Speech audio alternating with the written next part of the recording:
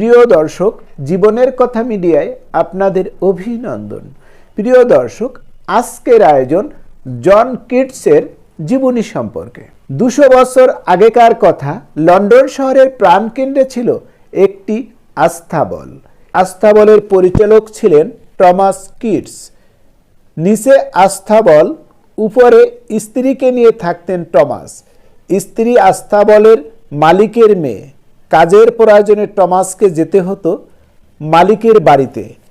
সেখানেই দুজনের দেখা, তারপর প্রেম, একদিন বিবাহ। বিবাহের 1 বছর পর 1995 সালের অক্টোবর মাসে টমাসের প্রথম সন্তানের জন্ম হলো। যথাসময়ে শিশুর নামকরণ করা হলো জন কিটস। কিটসের জন্মের কয়েক বছরের মধ্যেই জন্ম হলো তার 2 ভাই জর্জ আর টমের। 3 ভাইয়ের মধ্যে কিটস ছিলেন সবচেয়ে সুন্দর। 7 বছর বয়সে তাকে এনফিল্ডের স্কুলে ভর্তি করে দেওয়া হলো। কিটসের তখন 9 বছর বয়স। জীবনে প্রথম আঘাতের মুখোমুখি হলেন। ঘোড়া থেকে পরে মারা গেলেন টমাস কিটস। স্বামীর মৃত্যুর পর কিটসের মা রোলিন্ডুস নামে একজনকে বিয়ে করলেন, কিন্তু অল্প দিনেই দুজনের সম্পর্কে ফাটল ধরল। 1 বছরের মধ্যেই বিবাহ বিচ্ছেদ হয়ে গেল।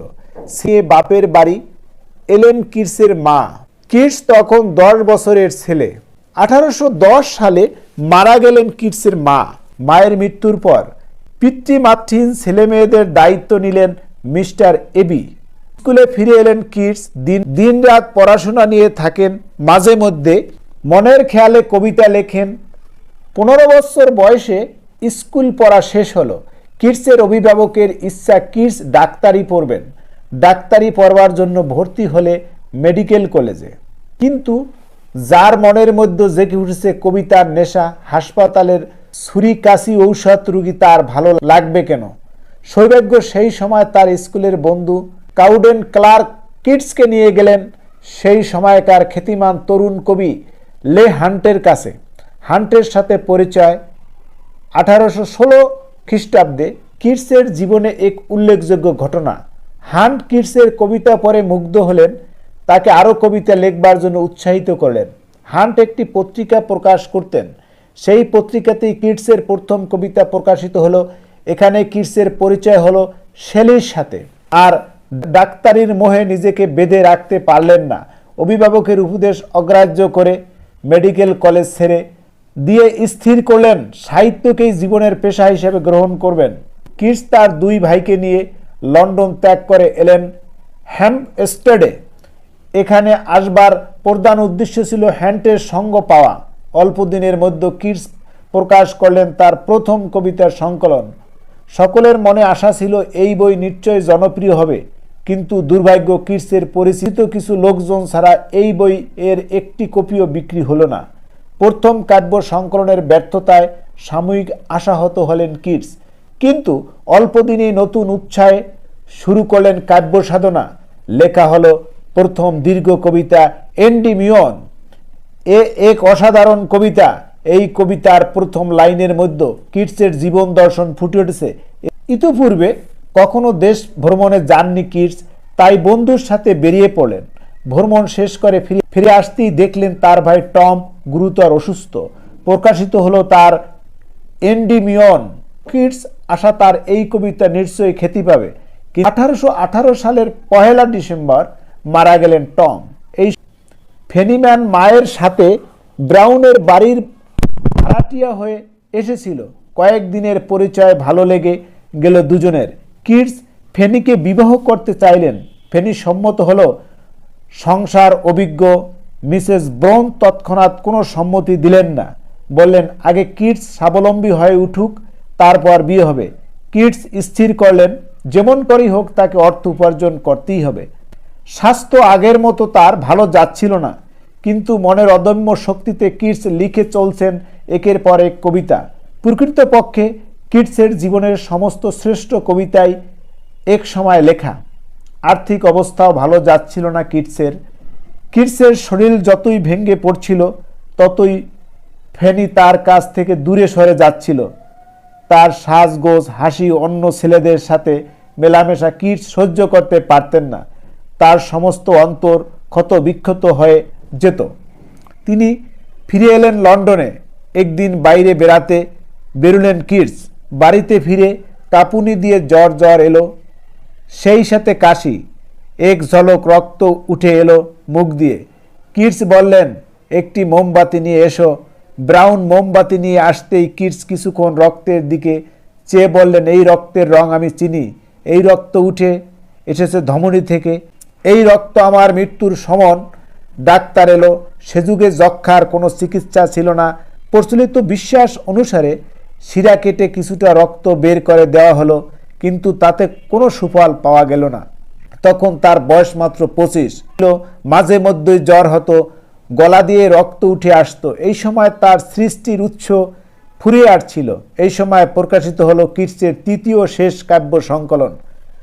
1820 এই কবিতা গুচ্ছ কিটসকে পৃথিবীর শ্রেষ্ঠ কবিদের পাশে স্থান দিয়েছে। কবিতা ছাড়া কিটস কোনো গদ্য লেখার চেষ্টা করেননি। তার কাব্য জীবন ছিল মাত্র 6 বছর, 1814 থেকে 1819 সাল পর্যন্ত, অর্থাৎ 19 থেকে 24 বছর বয়স। 1820 সাল কিটসের দেহ ক্রমশই ভেঙে পড়ছিল। তাকে নিয়ে আসা হলো ফেনীদের বাড়িতে। ইটালিতে যাবার আগে 1 মাস তিনি ফেনীর নিবিড় সান্নিধ্যে পেয়েছিলেন। 1820 সালের 23 সেপ্টেম্বর কিটস রওনা হলেন ইটালির দিকে। দীর্ঘ সমুদ্র পথ পার হতে 6 সপ্তাহ লাগলো। জাহাজে যেতে যেতে কিটস মুক্ত আকাশের দিকে চেয়ে থাকতেন। চোখে পড়ত ধ্রুব তারা। মনে হতো মৃত্যুর পর তিনি ওই ধ্রুব তারার সাথে একাত্ম হয়ে যাবেন। ধ্রুব তারাকে নিয়ে লিখলেন একটি কবিতা। এটি কিটসের জীবনের শেষ কবিতা। 21 অক্টোবর জাহাজ এসে ভিড়ল ইটালির নেপলস বন্দরে। অচেনা অজানা ইতালিতে কোথায় থাকবেন কিছুই স্থির করতে পারেননি কিটস। এমন সময় বন্ধু শেলির চিঠি পেলেন। শেলি তখন ছিলেন পিয়ার্স। কিন্তু বন্ধুর এই বিপদের দিনে সব কিছু ভুলে তাকে আমন্ত্রণ করলেন, তুমি পিয়ার্স চলে এসো, আমি তোমাকে সুস্থ করে তুলব। ইচ্ছা থাকা সত্ত্বেও কিটসকে যেতে হলো রোমে, কারণ সেই সময় ক্ষয় রোগের সবচেয়ে বড় চিকিৎসক ডাক্তার ক্লার্ক থাকতেন রোমে ঘর ভাড়া নেওয়া হলো। শুরু হলো কিটসের চিকিৎসা, কিন্তু কোনো উপকার পাওয়া গেল না। ক্রমাগত শরীর ভেঙে পড়ছিল, কাশির সাথে রক্ত বমি হতে আরম্ভ করলো। 23 ফেব্রুয়ারি শুক্রবার 1921 সাল। সমস্ত দিন কেমন আচ্ছন্ন ছিলেন কিটস।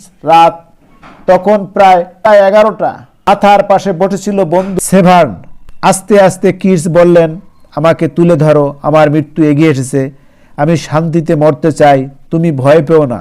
ঈশ্বরকে ধন্যবাদ, অবশেষে মৃত্যু এলো। সেভার্নের কোলেই চিরদিনের জন্য ঘুমিয়ে পড়লেন চিরসুন্দরের কবি কিটস। পরদিন রোমের এক সমাধি ক্ষেত্রে তাকে সমাধি দেওয়া হলো। 2 বছর পরে এই সমাধি ক্ষেত্রেই সমাধি দেওয়া হলো আরেক তরুণ কবি শৈলীকে।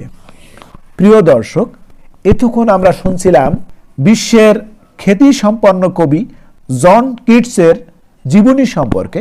প্রিয় দর্শক, আমরা বিশেষ ব্যক্তিদের জীবনীগুলো আমাদের চ্যানেলে আপলোড দিয়ে থাকি।